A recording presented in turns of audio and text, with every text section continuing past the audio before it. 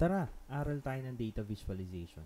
Okay, so I've been learning data visualization for a while now. Ang ginagamit ko most of the time is Power BI and Google Looker Studio. But for this video, I will use Power BI. Pero itong mga natutunan ko naman, regardless kung anong tool ang gamit mo, kahit Excel, no problem. So we have a data dito na meron siyang years at saka yung corresponding meal served. So for now, context is not that important. Basta ang gagawin lang natin is how do we present this data in a tawag nila a good practice pagdating sa data visualizations. Right off the bat, alam natin na time series ito kasi meron siyang corresponding years. At the same time, yung kaakibat niyang meal serve may magnitude. Of course, ano ba yung mga dapat natin na i-highlight dito? One is the lowest and one is the highest. Paano ba natin i-highlight itong mga ito?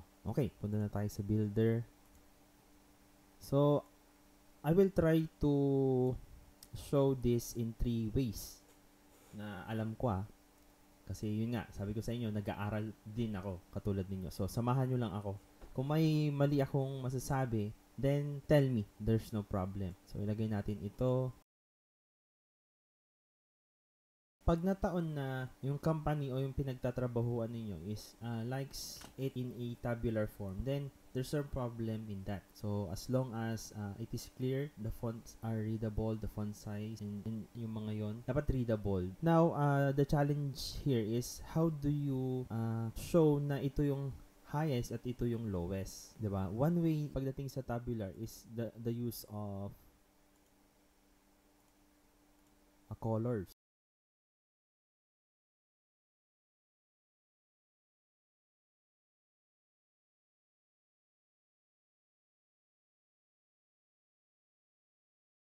Ayan, as you can see na at a glance, mas mabilis na natin hanapin yung pinakamaliit dahil siya yung pinakaputi at yung pinakamalaki dahil siya yung pinaka-highlighted na itim, di ba? That's one way of displaying yung highest and lowest. But of course, hindi ito yung pinakamagandang paraan. In terms of, we can use charts para mas mapakita natin yung magnitude ng bawat data point, di ba? So, let's change this to a bar chart. Okay, ayan, kitang-kita naman na agad na yung lowest nandito, yung highest nandito, di ba? But, yun nga, dahil nag-aaral tayo, what are some principles na dapat natin i-apply? Okay, one is, hindi lahat ng nasa table ay kailangan, di ba? One, katulad nitong y-axis natin, oo, nandyan siya.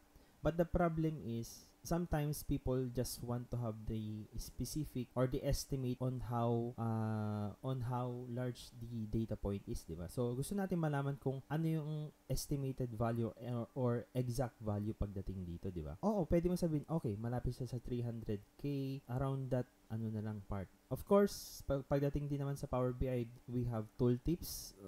Pag highlight mo yung hinover mo yung mouse over the bar, lalabas na yung value. But of course, everyone will move their mouse, not everyone will have the energy to move their mouse, di ba? So, ang gagawin natin is to apply the data labels. So, ilalagay natin yan. Mas gusto ko, ako personally, I do like it inside the bar rather than dun sa labas. Kasi minsan, yung background color mo, yun nga, aayusin pa yun. But pagdating dito, yan. So, at the same time, kung meron ka ng data label, you can now remove title. Ayan, malinis ng tignan. But the problem is, bakit mo tinanggal, sasabihin nyo sa akin, bakit mo tinanggal yung title natin dito? So, hindi mo na alam. Of course, dapat sa title pa lang, magagets mo na kung ano yung tinutukoy mo, diba? Meals, lagay natin, meals served. Siyempre, sa title pa lang, okay, so yung magnitude o yung mga values within the bar are the meals served. Kasi, alam mo nang per year yung bawat bar, di ba? So, yun, hindi mo na kailangan yung title ng y-axis mo. Now, the next, I think, hindi naman siya problema, kundi palinisin pa natin itong natin. Another way is to remove the title of the X-bar. Kasi alam mo ng years yon. Hindi mo na kailangan i-indicate pa na, uy, years ito. At a glance, makikita mo ng 2010, yun nga lang missing, but we will fix that mamaya. 2014, 2016, alam mo ng years yan. Kaya, no problem removing the label para sa x-axis. Now, palitan lang natin ng categorical. Ang problema dyan, magsusort siya. So, palitan natin.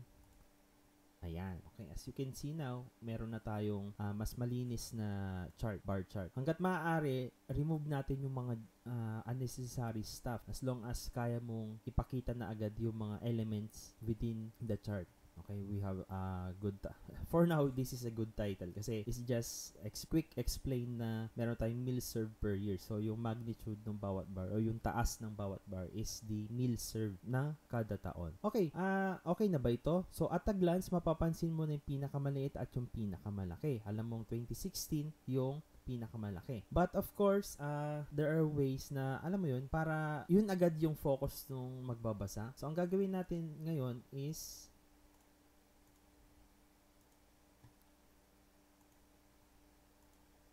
papalitan natin yung kulay ng columns natin dahil alam naman na natin yung 2016 yung pinakamataas. So just do that. Okay, so ayan. So ngayon, mas mabilis na yung reader na makita yung highest kasi mas highlighted siya, di ba? Mas makikita mo muna siya, di ba? So yung mata mo agad, okay, ito yung pinakamataas 2016 at ito yung value niya, di ba?